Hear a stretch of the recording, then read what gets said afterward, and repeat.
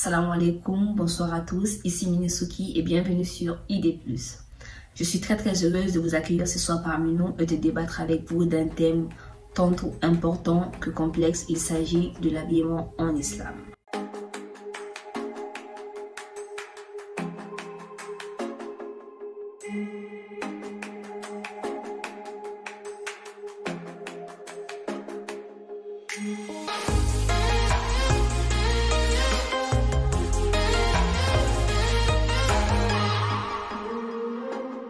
Quand on parle de l'habillement en islam, on a tendance à faire référence au port du voile.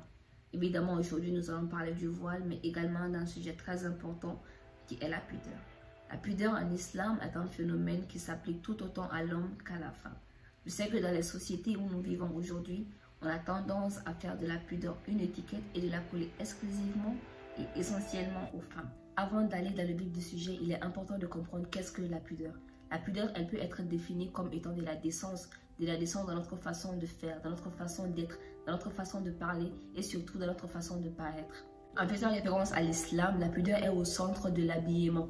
Nous n'avons pas d'habit strictement défini pour les hommes et pour les femmes, mais par contre, nous avons quelques caractéristiques qui vont nous permettre de nous habiller correctement et être conformes avec la religion. Parmi ces caractéristiques, nous avons en premier lieu la nudité. Il est important de couvrir certaines parties de son corps.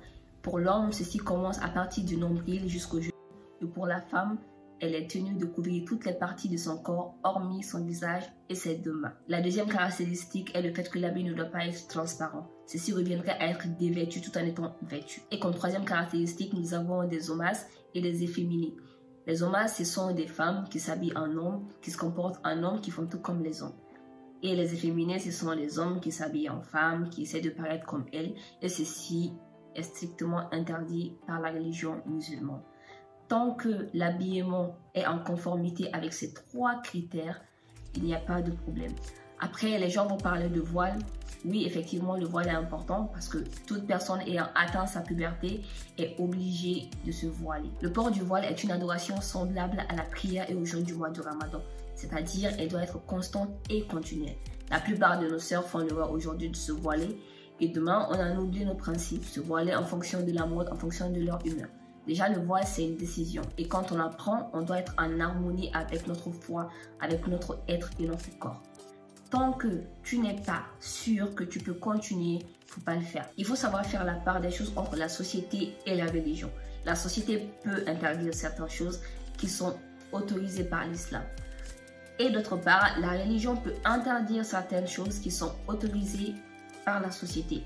Par exemple, le mariage entre des ethnies. Des fois, on a des divergences. La société interdit, par exemple, à un peuple de se marier avec une telle personne. Mais devant la religion, tout le monde est pareil. Après, quand tu causes avec certaines sœurs musulmanes, elles viennent, elles te disent, certes, je ne suis pas voilée, mais j'ai un comportement meilleur que certaines femmes qui le sont. Je suis plus pudique que certaines femmes qui le sont. Certes, personne n'est parfait. On a tous des défauts. L'homme parfait, il est décédé depuis. Ça, c'est clair.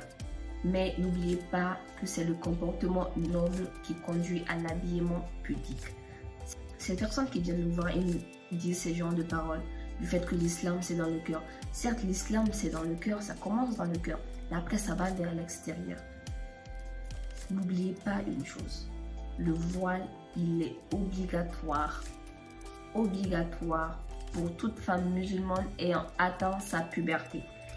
Dans la religion musulmane, chrétienne, excusez-moi, on dit que toute personne qui a atteint la puberté et qui n'a pas la tête voilée doit être rasée. Dans le monde, généralement, nous avons trois types de voiles, c'est-à-dire le niqab, le hijab et la burqa. Et ceci varie en fonction des localités et des pays. Par exemple, en Israël, nous avons l'usage de la burqa qui consiste à recouvrir toutes les parties de la femme, y compris ses yeux. Quand on n'a pas la foi, on ne peut pas se voiler. Surtout en période de chaleur. Les sœurs musulmanes, vous pouvez en témoigner, c'est vraiment une catastrophe, c'est chaud. Mais bon, voilà, c'est ce qui est recommandé et c'est ce qu'on doit faire. La religion musulmane, elle est là pour nous. Elle a établi des règles dans nos intérêts.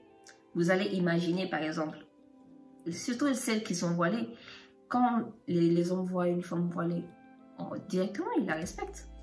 Parce qu'on va se dire, c'est quelqu'un de pudique, c'est quelqu'un vraiment sage et tout ça. On a déjà une image qu'on se fait de la personne. Et ça, c'est un cadeau qui est inestimable. Enfin, je vais revenir sur les 2 éléments importants dans l'habillement chez l'homme et chez la femme musulmane. Il est important d'être pudique, de ne pas porter des vêtements transparents, de ne pas agir, paraître comme étant du sexe opposé. Pour la femme, il est obligatoire d'être voilée après la puberté, mais il faut que ce choix soit personnel et en harmonie avec son cœur, sa foi, son être, son corps, tout ce que vous voulez. Donc, merci de m'avoir suivi et j'espère que j'aurai à débattre avec vous d'autres sujets. Si vous avez des questions, n'hésitez pas. Et merci, c'était Minisuki.